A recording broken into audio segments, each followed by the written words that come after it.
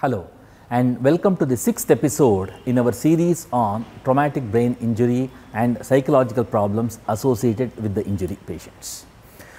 You might have seen in our previous episodes that we dealt in detail with different kinds of psychological problems that the patients exhibit. We gave details about the cognitive, emotional and behavioral problems and the ways in which the patient themselves and the patient's caregivers can help in dealing with the psychological problems. So, the question that comes to one's mind is how and where can we seek professional help for dealing with such psychological problems. This is where a trained clinical psychologist and a trained clinical neuropsychologist will come into the picture. In this episode, we will see what is the role of a trained professional such as a clinical psychologist or neuropsychologist will help in dealing with the psychological problems of TBI subjects. Come, let us meet our expert.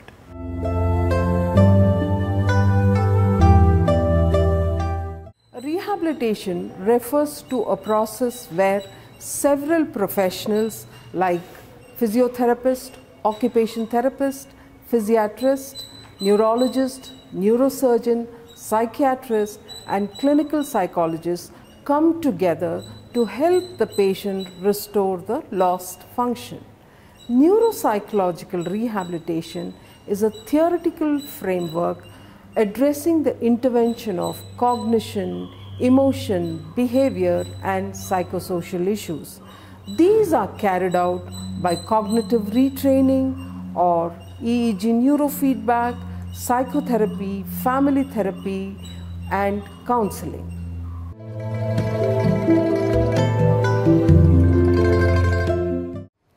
When a patient with TBI comes for neuropsychological rehabilitation, the following steps are taken into consideration. Firstly, the symptoms that the patient is presenting with. We take a detailed assessment of all the symptoms and we rate it on a 0 to 1 scale from the significant others or the caregivers and the patient himself. Next, we carry out a cognitive assessment. A cognitive assessment gives us weakness and strength of the patient's functioning in attention, memory, perception, decision making and planning. Based on this, we decide whether the person should be given cognitive retraining or EEG neurofeedback training. And this training is given for a minimum of 20 sessions every day or alternate days for half an hour to 40 minutes. Once the patient starts cognitive retraining and we identify that the patient has interpersonal issues or family issues, we start introducing psychotherapy, family therapy or counseling.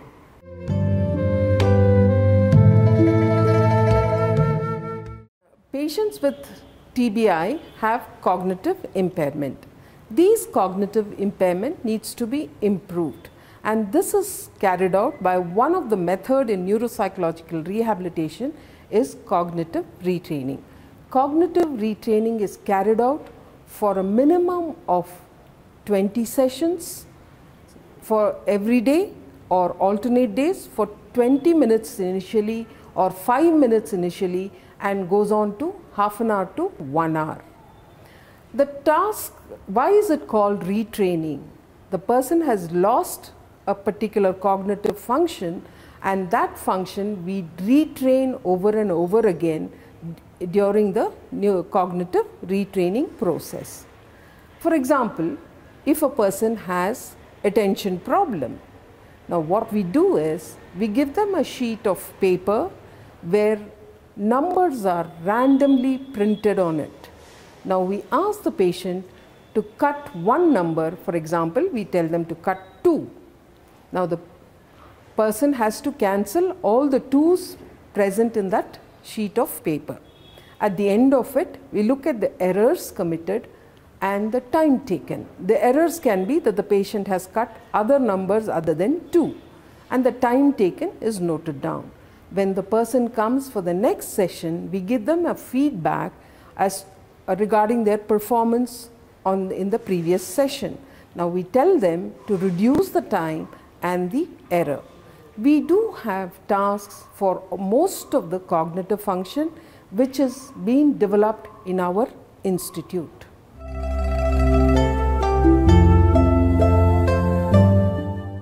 EEG neurofeedback training or the electroencephalogram training is based on electroencephalogram.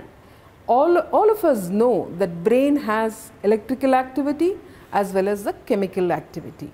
Now EEG neurofeedback addresses the electrical activity of the brain.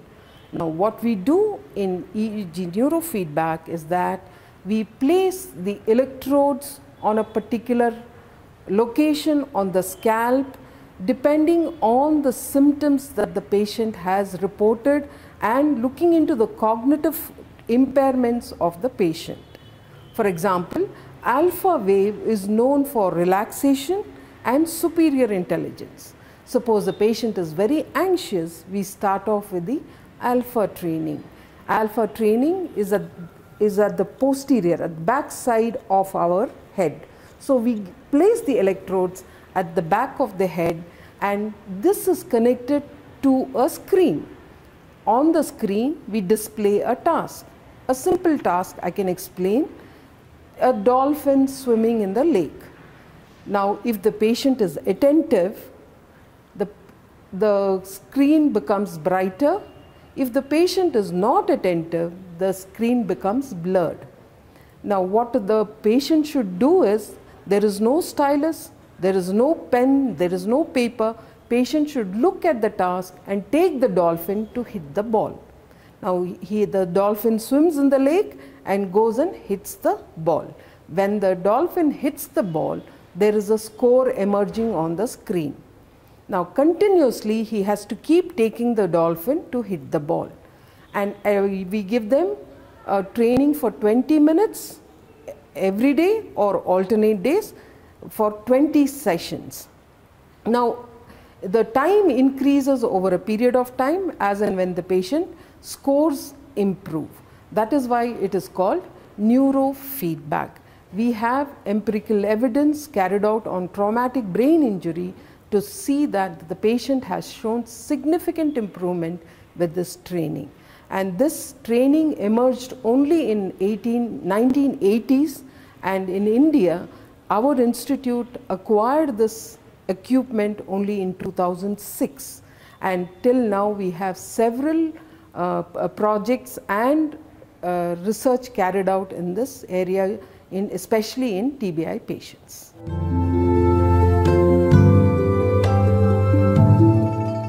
Individuals are governed by nature and nurture.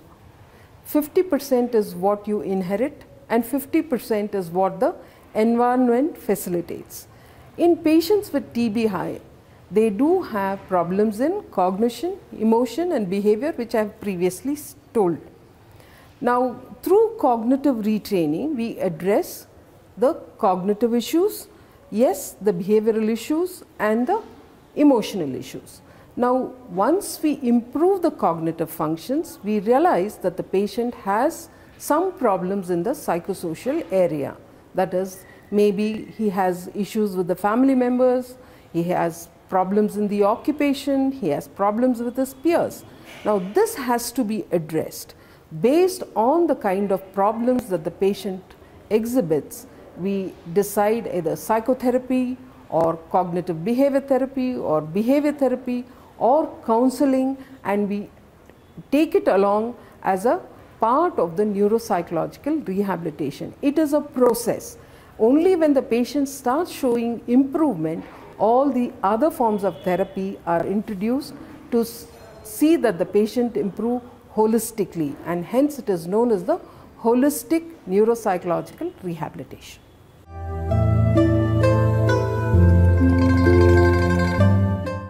Vocational rehabilitation plays a very important role in traumatic brain injury.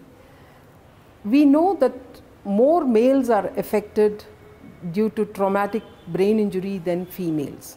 So occupation plays a very important role. So what we do is we liaison with the employers, we get in touch with them and appraise patient's improvement over a period of time. Once the patient improves significantly, that is more than 50 to 60% improvement is seen both on cognitive assessment and his activities of daily living, we advise the patient to go back to his occupation and tell the employers not to give the job that the person was doing it previously, to scale down the job that he is doing under supervision, and to withdraw this supervision over a period of time, because he or she should not be dependent on the supervision.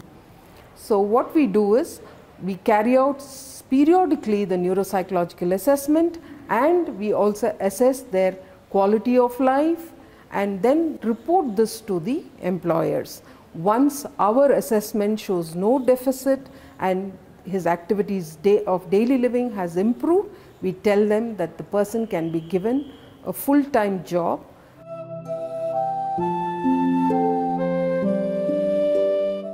Yes, financial issues are also taken into consideration, because financial issues have a cascading effect on cognition, behavior and emotion.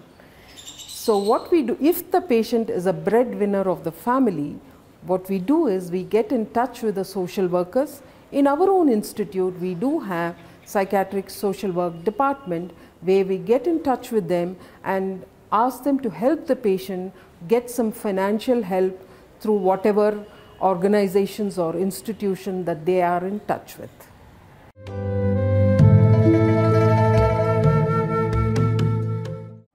In TBI patients, family therapy plays a very important role because family members are the caregivers for the patient.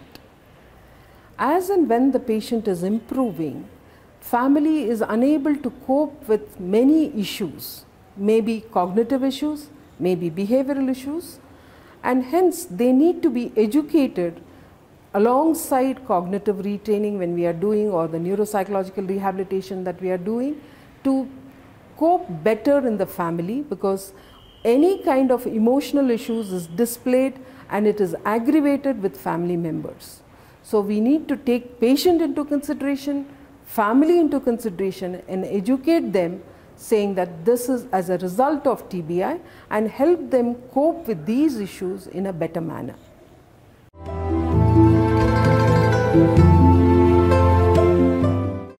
Neuropsychological rehabilitation should be carried out by a trained clinical psychologist, recognized by the Rehabilitation Council of India. In our institute, we have Clinical Neuropsychology and Cognitive Neuroscience Center, which is the only center in the country which addresses traumatic brain related issues and other brain related issues. You can visit our website and look for Department of Clinical Psychology and reach us for any assistance. Thank you. This concludes the 6-episode series titled Psychological Problems in Traumatic Brain Injury. This series dealt with some of the important aspects of mental health that are faced by patients who have undergone traumatic brain injury. We dealt with different kinds of problems, we defined it, and the expert helped us understand what is the role of the patient, what is the role of the caregivers, and also what is the role of a trained professional such as a clinical psychologist or a clinical neuropsychologist to help patients take care of these problems. Thanks for watching this series. Namaste.